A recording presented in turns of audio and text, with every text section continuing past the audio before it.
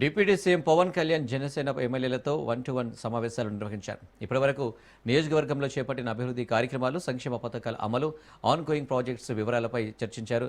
నియోజకవర్గంలో ఉన్న సమస్యలతో పాటు పార్టీ కార్యక్రమాల నిర్వహణపై చర్చలు జరిపారు. ఇందులో భాగంగా మండలి బుద్ధప్రసాద్తో 1-to-1 సమావేశం నిర్వహించారు.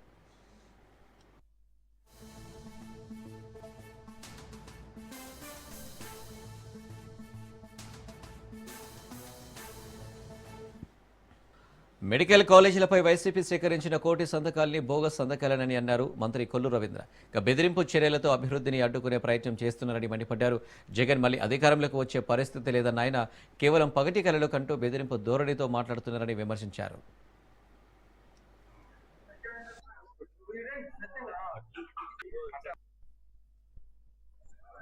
మెడికల్ కాలేజీ ప్రైవేటీకరణ అని చెప్పి వాళ్ళు మాట్లాడుతున్నటువంటి మాటలు చూస్తా ఉంటే హాస్యాస్పదంగా ఉంది.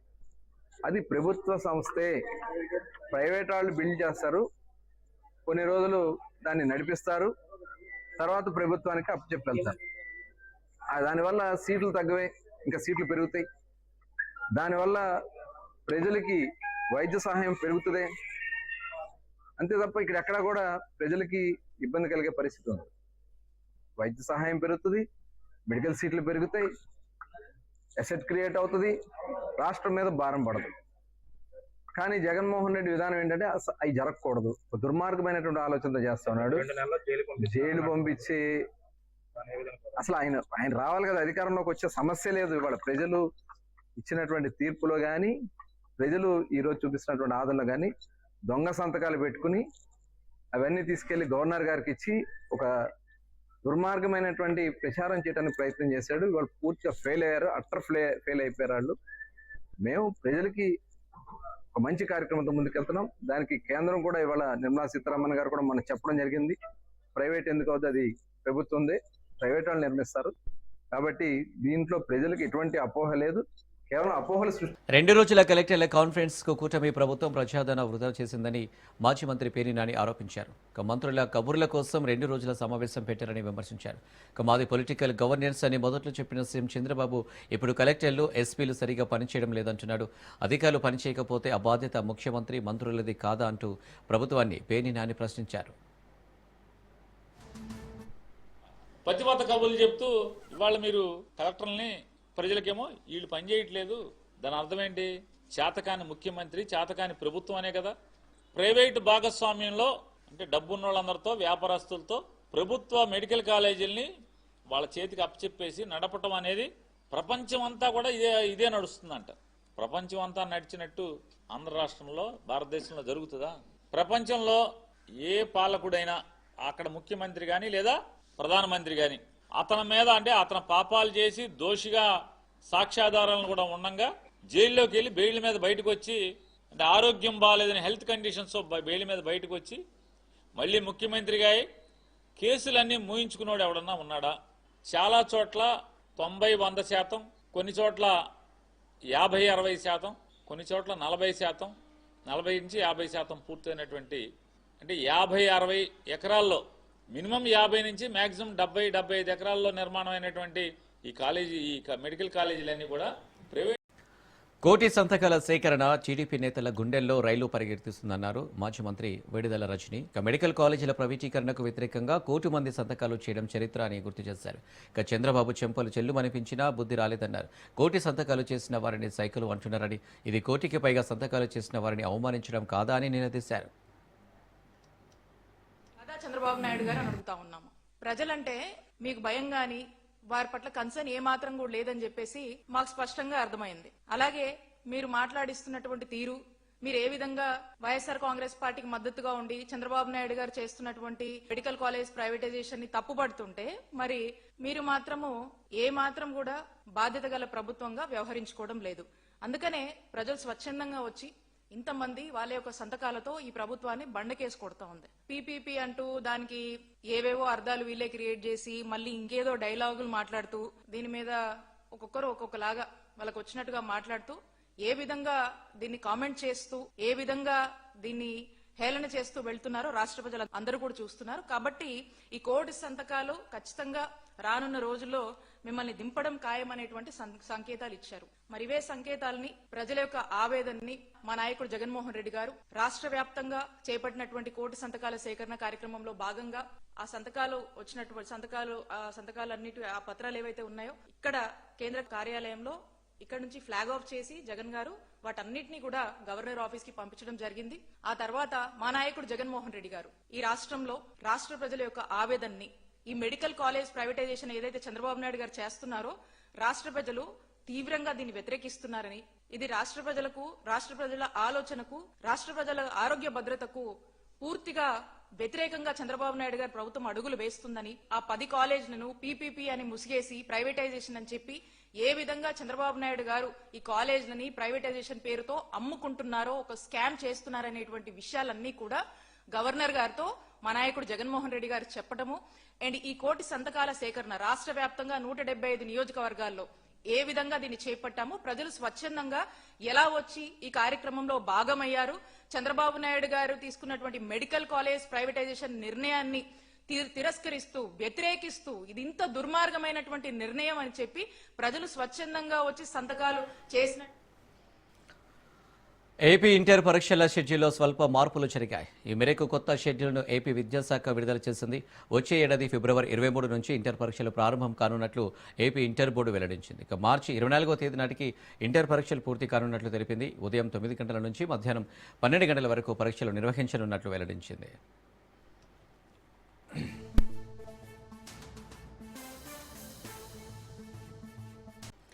తెలంగాణలో మావోయిస్టు ఉద్యమానికి మరో గట్టి ఎదురుదెబ్బ తగిలింది. హైదరాబాద్లోని రాష్ట్ర పోలీస్ ప్రధాన కార్యాలయంలో డీజీపీ శివధర్ రెడ్డి ఎదుట 41 మంది మావోయిస్టులు లొంగిపోయారు. వీరిలో 24 ఏళ్లుగా అజ్ఞాతంలో ఉన్న ఎర్రగుల్ల రవి అలియాస్ సంతోష్ వంటి కీలక నేతలు ఉన్నారు.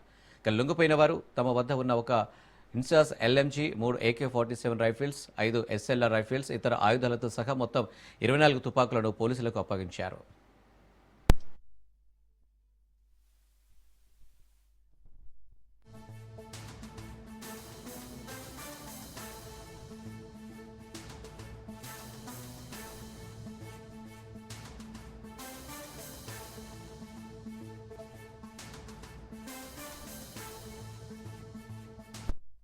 మావోయిస్టు పార్టీ కాడర్ల యొక్క ఇష్టానిష్టాలకు సంబంధం లేకుండా వారికి ఏమాత్రం కూడా పరిచయం లేని ప్రాంతాలకు పంపిస్తున్నది కాడర్స్ ని. ఎందుకంటే అక్కడ 31 మార్చ్ 2026 లోపల వారి యొక్క శక్తులను కాపాడుకోవడానికి అని చెప్పి కొత్త ప్రాంతాలకు పంపిస్తున్నారు. వాళ్ళు చెప్పేది ఏమిటంటే లీడర్షిప్ వీళ్ళకి చెప్తున్నది ఏంటంటే ఆ మిగిలిపోయిన లీడర్షిప్ ఏదైతే ఉందో సరెండర్ అయిన తర్వాత మిగిలిపోయిన వాళ్ళు ఉన్నారో లీడర్షిప్ వాళ్ళు ఏం చెప్తున్నారంటే 31 మార్చ్ 2026 తర్వాత మళ్ళీ సెక్యూరిటీ ఫోర్సెస్ యొక్క ఆపరేషన్స్ తగ్గిపోతాయి, అప్పుడు మళ్ళీ మనం మన ఏరియాకి రావచ్చు మీరు, కాబట్టి కొన్నాళ్ళ పాటు మిమ్మల్ని కాపాడుకుంటూ అక్కడ ఉండండి అని చెప్పి కొత్త ప్రాంతాలకు పంపిస్తున్నారు. సంబంధం లేని ప్రాంతం అది.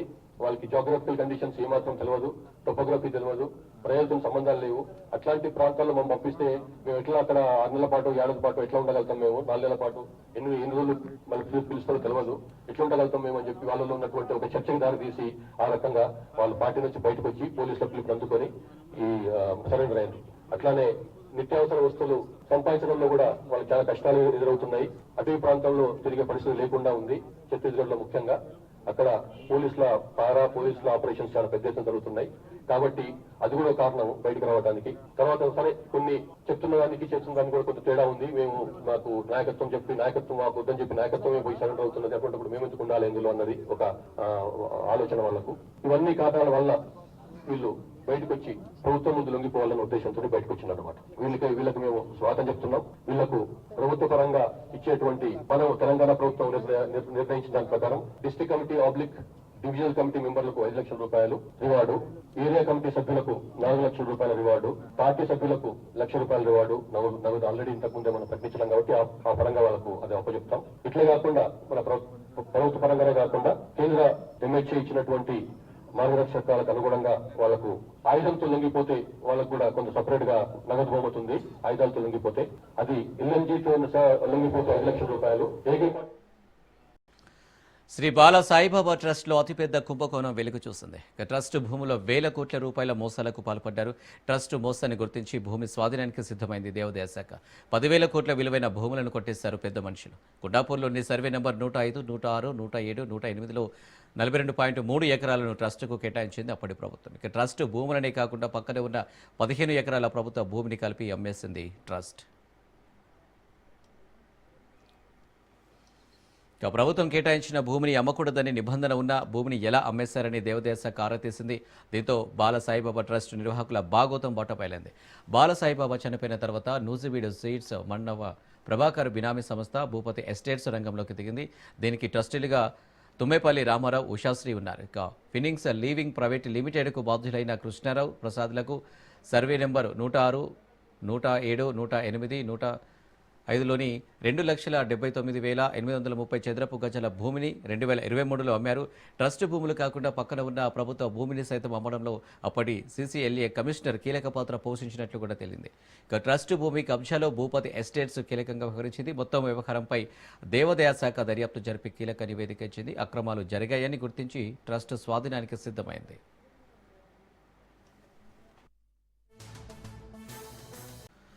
ఫోన్ ట్యాపింగ్ కేసు దర్యాప్తులో మరో కీలక పరిణామం చోటు చేసుకుంది. సిపి సజ్జనార్ నేతృత్వంలో సిట్ తొలి సమావేశం ఏర్పాటు చేసింది. సమావేశంలో కిషోర్ జూ, విజయ్ కుమార్ పాల్గొన్నారు.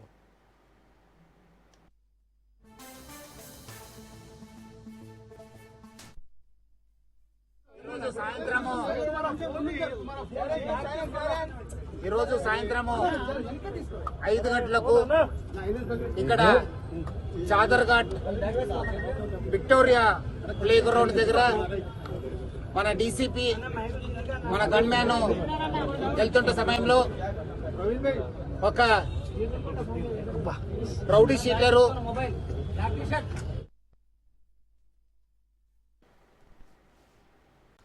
దేశీయ స్టాక్ మార్కెట్లు సెషన్ను భారీ లాభాలతో ముగించాయి. హెవీవెయిట్ షేర్లలో స్థిరమైన కొనుగోలు జరగడం, రూపాయి విలువ పుంజుకోవడం వంటి అంశాలు సూచీల పెరుగుదలకు దోహదపడ్డాయి. ఇన్వెస్టర్ల సెంటిమెంట్ సానుకూలంగా ఉండడంతో రోజంతా మార్కెట్లలో జోరు కనిపించింది. ట్రేడింగ్ ముగిసే సమయానికి సెన్సెక్స్ 447 పాయింట్లు లాభపడి 84,929 వద్ద స్థిరపడింది. మరోవైపు నిఫ్టీ 151 పాయింట్లు పెరిగి 25,966 వద్ద ముగిసింది. ఇక డాలర్తో పోలిస్తే రూపాయి విలువ 89.25 వద్ద ముగియడం కూడా మార్కెట్లకు అదనపు బలాన్నిచ్చింది.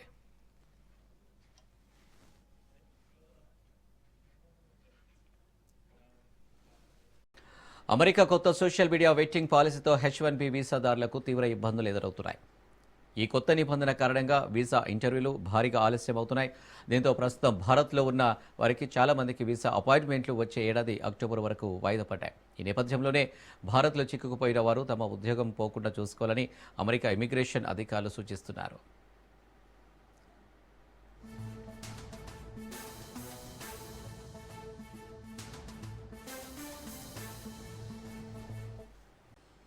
వికారాబాద్ జిల్లా తాండూరులో విషాదం జరిగింది. భార్యాభర్తల మధ్య కుటుంబ కలహాల కారణంతో భర్త భార్యను కొట్టాడు. భార్య తలకు బలమైన గాయం కావడంతో హుటాహుటిన ఆసుపత్రికి తరలించారు. ఆసుపత్రిలో చికిత్స పొందుతూ భార్య అనుష మృతి చెందింది. ప్రస్తుతం భర్త పరమేష్ కుమార్ పరారీలో ఉన్నారు. ఇక సమాచారం తెలుసుకున్న పోలీసులు కేసు నమోదు చేసుకుని దర్యాప్తు చేపట్టారు.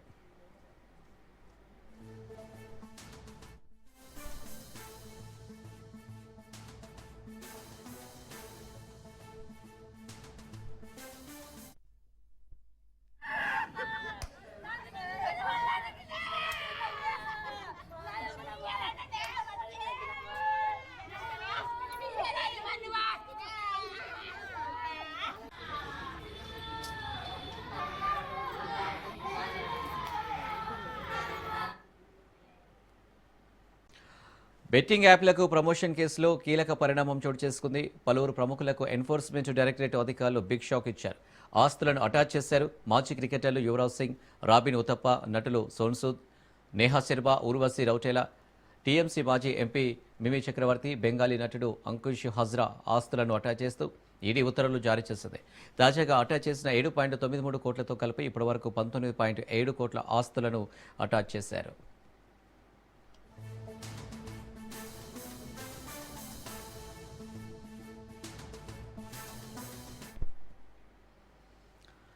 బెట్టింగ్ యాప్ల బారిన పడి పలువురు యువకులు ఆత్మహత్యకు పాల్పడ్డారు. ఈ క్రమంలో బెట్టింగ్ యాప్లను ప్రమోట్ చేసిన ప్రముఖులను అధికారులు వరుసగా విచారిస్తున్నారు. ఈ విచారణలో కీలక విషయాలు వెలుగులోకి వచ్చినట్లు సమాచారం. ఇప్పటికే టాలీవుడ్కు చెందిన పలువురు సినీ ప్రముఖులను కూడా సిఐడి అధికారులు విచారిస్తున్నారు. వీరిపై మియాపూర్, పంజగుట్ట పోలీస్ స్టేషన్లలో కేసులు నమోదయ్యాయి.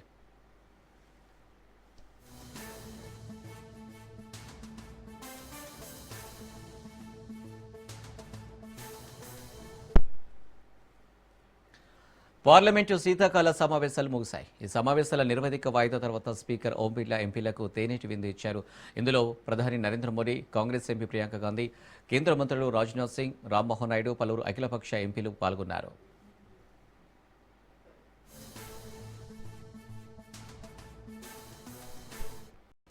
కర్ణాటక ముఖ్యమంత్రి పదవిపై గత కొంతకాలంగా ఉన్న ఉత్కంఠను సిద్ధరామయ్య అణిచివేశారు. అసెంబ్లీ వేదికపై డీకే శివకుమార్తో ఎలాంటి పవర్ షేరింగ్ ఒప్పందం లేదని ఆయన ప్రకటించారు. తాను పూర్తిగా 5 ఏళ్ల పాటు సీఎంగా కొనసాగుతానని స్పష్టం చేశారు. కాంగ్రెస్ అధిష్టానం కూడా తనకే మద్దతుగా ఉందని సిద్ధరామయ్య తెలిపారు. గతంలో కూడా తాను పూర్తి 5 ఏళ్ల వరకు ముఖ్యమంత్రిగా బాధ్యత వహించారని గుర్తు చేశారు. ఇప్పుడు మళ్లీ ముఖ్యమంత్రి అయ్యారని, తన అభిప్రాయం ప్రకారం అధిష్టానం తన పక్షాన ఉందన్నారు. పదవిని 2 భాగాలుగా పంచుకోవాలని ఎలాంటి నిర్ణయం తీసుకోలేదన్నారు సీఎం సిద్ధరామయ్య.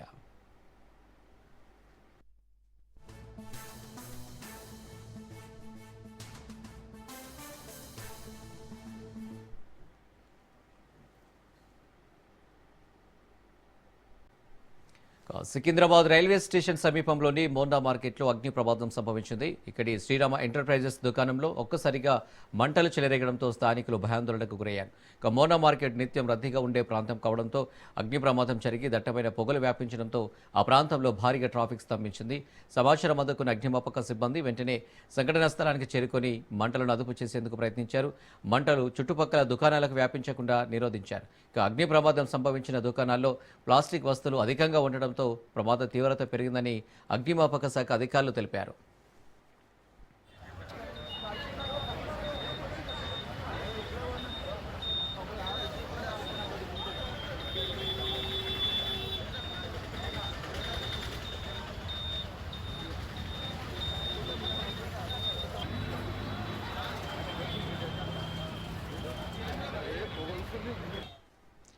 తెలంగాణ ప్రభుత్వం కీలక నిర్ణయం తీసుకుంది.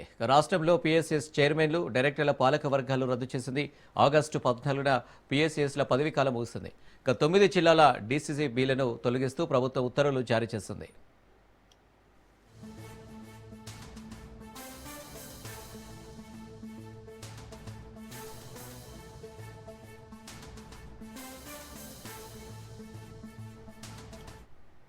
సింగరేణి ఆధ్వర్యంలో కొనసాగుతున్న నైని థర్మల్ పవర్ ప్లాంట్ ఏర్పాటు సాధ్య అసాధ్యాలపై తెలంగాణ అధికారుల బృందం అధ్యయనం చేస్తుందని డిప్యూటీ సీఎం భట్టి విక్రమార్క అన్నారు.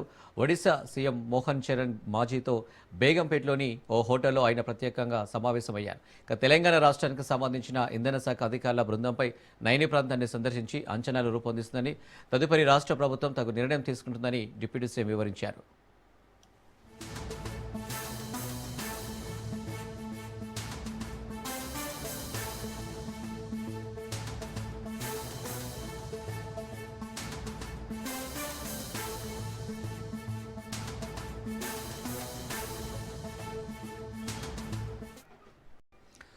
వనపర్తి జిల్లాలో ఎమ్మెల్యే మేఘారెడ్డి వర్సెస్ చిన్నారెడ్డిగా మారింది. చిన్నారెడ్డిపై మేఘారెడ్డి సంచలన ఆరోపణలు చేశారు. వనపర్తిలో పలుచోట్ల కాంగ్రెస్ బలపరిచిన అభ్యర్థుల ఓటమికి చిన్నారెడ్డి కారణమంటూ హాట్ కామెంట్స్ చేశారు ఎమ్మెల్యే మేఘారెడ్డి.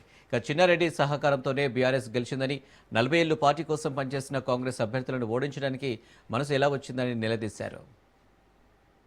ఈ 85 గ్రామ పంచాయతీలో బీఆర్ఎస్ పార్టీకి 59,788 బీఆర్ఎస్లోకి వచ్చినాయి. కాంగ్రెస్ పార్టీ దాదాపు 32,619 ఓట్లు మాకు ఎక్కువ వచ్చినాయి. దాన్ని మేము పర్సెంటేజ్లో తీస్తే 35.9% మాకు ఎక్కువ వచ్చినాయి వాళ్ళకంటే ఓట్లు. చాలా గ్రామాలలో లాస్ట్ ఎంత దిగజారిందంటే వాళ్ళు మా అభ్యర్థులకు, మేము గెలిచిన అభ్యర్థులకు బీఆర్ఎస్ వాళ్ళు కండవాలు కప్పి సంతోషపడి రాక్షసానందం మూడుతున్నారు. దానికి కొంతమంది ఇంకా చాలా విలేజ్లు ఉన్నాయి.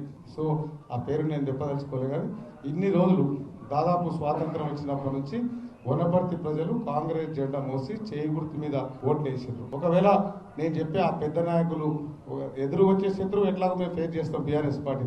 వెనుక నుంచి మేము చాలా పెద్ద మనసులో, మేము చాలా సీనియర్ అనుకునే నాయకులకు నేను ఒక సలహా ఇస్తున్నా. నేనేమి ఇవన్నీ ఏఐసిసికి, పిఈసిసికి మా కాంగ్రెస్ పార్టీ సిద్ధాంతాల ప్రకారం నేను కాంప్లైంట్ చేస్తున్నా, అన్ని ప్రూఫ్స్తో సహా. వాళ్ళకి నేను ఏం చెప్తున్నంటే, ఒకవేళ మేఘారెడ్డి మీద బీఫామ్ వచ్చి కాంగ్రెస్ పార్టీ గెలిస్తే మేఘారెడ్డి మీద కోపం ఉంటే చేయాల్సింది చేసిర్రు. మళ్ళీ మల్లురావు గారికి పార్లమెంట్ వచ్చినప్పుడు కోపం ఉంటే చేయాల్సింది చేసిర్రు. ఇప్పుడు ఆ వనపర్తి ప్రజలు, నేను నవంబర్ 30 తారీఖు నాడు పోలింగ్ అయింది. డిసెంబర్ 3 రోజు మేము గెలిచినాం.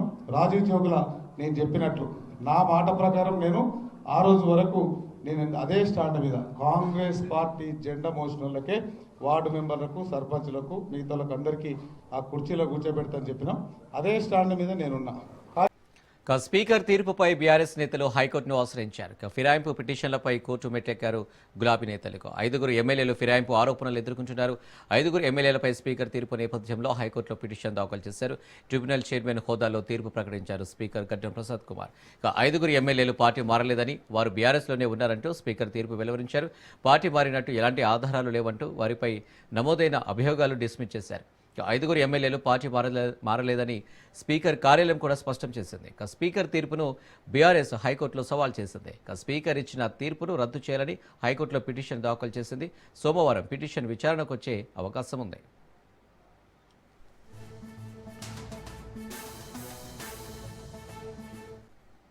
సంగారెడ్డి జిల్లా మల్కాపూర్ పెద్ద చెరువు ఆయకట్టుకు కాలువను ఆధునీకరించాలని మంత్రి ఉత్తమ్ కుమార్ రెడ్డిని టీపీసీసీ వర్కింగ్ ప్రెసిడెంట్ జగ్గారెడ్డి కోరారు. జగ్గారెడ్డి కోరిక మేరకు ప్రతిపాదనలు సిద్ధం చేయాలని మంత్రి ఉత్తమ్ కుమార్ రెడ్డి అధికారులను ఆదేశించారు. పెద్ద చెరువు కట్ట వెడల్పు, సుందరీకరణ, ఆధునీకరణకు రంగం సిద్ధమవుతుంది. పెద్ద చెరువుకు నీళ్లు వచ్చే ఫిడరల్ ఛానల్, నీళ్లు వెళ్లే కాలువలు ఆధునీకరించనున్నారు.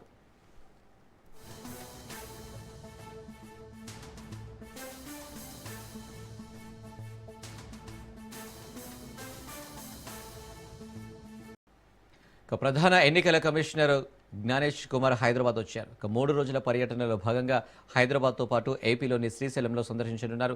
విమానాశ్రయానికి చేరుకున్న సీఈసీకి తెలంగాణ రాష్ట్ర ప్రధాన ఎన్నికల అధికారి సుదర్శన్ రెడ్డి, ఎన్నికల విభాగానికి చెందిన ఉన్నతాధికారులు ఘన స్వాగతం పలికారు.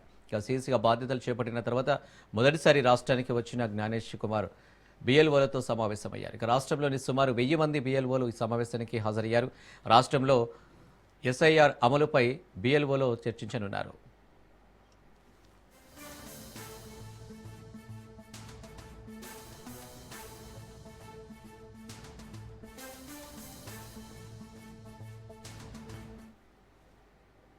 నరేడ్కో తెలంగాణ 30వ వార్షికోత్సవాలు ఘనంగా జరిగాయి. ఈ కార్యక్రమానికి అతిరథ మహారథులు, వ్యాపార దిగ్గజాలు హాజరయ్యారు. నరేడ్కో తెలంగాణ ప్రతి సంవత్సరం ప్రాపర్టీ షోలను నిర్వహిస్తుంది. భారతదేశంలోనే తెలంగాణ నెంబర్ 1గా నిలవడంలో నరేడ్కో పాత్ర మరువలేనిదని నరేడ్కో తెలంగాణ చైర్మన్ విజయసాయి మేకా అన్నారు. హైదరాబాద్ అభివృద్ధిలో ఐటీ, ఫార్మా మాత్రమే కాకుండా రియల్ ఎస్టేట్ రంగం కూడా కీలకంగా మారిందని నారెడ్కో చైర్మన్ అన్నారు. ప్రభుత్వాల ముందు చూపుతో రియల్ ఎస్టేట్ రంగం అభివృద్ధి చెందిందని ఆయన అన్నారు. తెలంగాణలో ప్రోగ్రెసివ్ పాలన, స్నేహపూర్వక వాతావరణంతో రాష్ట్ర అభివృద్ధి, నారెడ్కో అభివృద్ధి జరిగిందని చెప్పారు. పారిశ్రామికవేత్తలతో ప్రభుత్వం కలిసి పనిచేయడంతో ప్రపంచ పెట్టుబడులను ఆకర్షించిందని నారెడ్కో అభిప్రాయపడింది. నారెడ్కో తెలంగాణ 30వ వార్షికోత్సవాల సందర్భంగా జరిగిన కార్యక్రమానికి రియల్ ఎస్టేట్ ప్రముఖులు, బిజినెస్ టైకూన్స్ హాజరయ్యారు.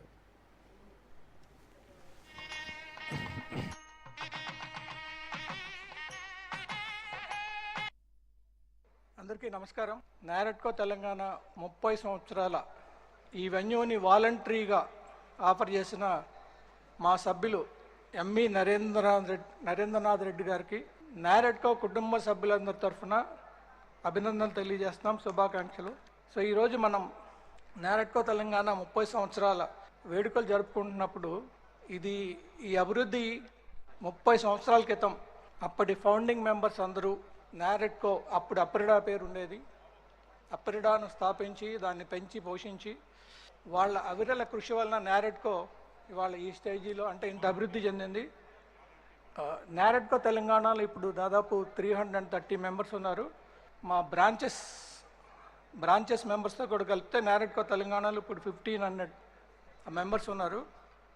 తెలంగాణ రాష్ట్రంలో రియల్ ఎస్టేట్ అభివృద్ధి మరియు రాష్ట్ర నిర్మాణంలో 3 దశాబ్దాలుగా నిబద్ధతతో బిల్డర్లు, డెవలపర్లకు ప్రాతినిధ్యం వహించటం, కొనుగోలుదారుల ప్రయోజనాలను కాపాడటం మరియు ప్రభుత్వంతో కలిసి పనిచేయడం అనే ఎజెండాతో ప్రారంభమైన ఈ సంస్థ తెలంగాణలో ఒక విశ్వసనీయ సంస్థగా ఎదిగింది. తెలంగాణ యొక్క అద్భుతమైన విజయాన్ని పరిశీలిస్తే తక్కువ సమయంలోనే తెలంగాణ భారతదేశంలో అత్యంత డైనమిక్ ఆర్థిక వ్యవస్థల్లో ఒకటిగా నిలిచింది. $3 మిలియన్ ఎకానమీగా అభివృద్ధి చెందాలనే లక్ష్యంతో ముందుకు సాగుతుంది. సో కేంద్రంలో కానీ రాష్ట్రంలో కానీ ప్రభుత్వాలు అనుకునే ఎకనామికల్ గ్రోత్ రావాలంటే దాంట్లో రియల్ ఎస్టేట్ రంగం పాత్ర ఎంతో ఉంది. ఏపీ సీఎం చంద్రబాబు ఢిల్లీ పర్యటన బిజీగా సాగుతుంది. కేంద్ర మంత్రులను కలుస్తూ బిజీగా ఉన్నారు. జలశక్తి శాఖ మంత్రి సిఆర్ పాటిల్, ఆర్థిక శాఖ మంత్రి నిర్మలా సీతారామన్లతో భేటీ అయ్యారు. ముందుగా పాటిల్తో సమావేశమైన చంద్రబాబు రాష్ట్రంలో సాగునీటి ప్రాజెక్టులకు అనుమతులు, పథకాలకు నిధుల విడుదలపై చర్చించారు. ఈ మేరకు పలు విజ్ఞప్తులు చేశారు. ప్రత్యేకించి విభజన హామీలో భాగంగా ఆమోదం పొందిన ప్రాజెక్టులకు తక్షణమే ఆర్థిక సాయం అందించాలని, పెండింగ్ అంశాలపై ఉన్నత స్థాయి సమావేశం నిర్వహించాలని కోరారు.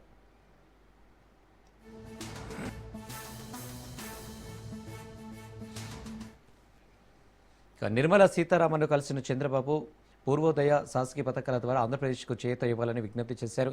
రాయలసీమను హార్టికల్చర్ హబ్గా తీర్చిదిద్దేందుకు వచ్చే బడ్జెట్లో నిధులు కేటాయించాలని, కరువు పీడిత ప్రాంతాల దాహార్తిని తీర్చేందుకు, సాగునీటి అవసరాల కోసం, గోదావరి వరద జలాల మళ్లింపు కోసం చేపట్టే పోలవరం, నల్లమల్ల సాగర్ ప్రాజెక్టుకు చేయూత అందించాలని అడిగారు.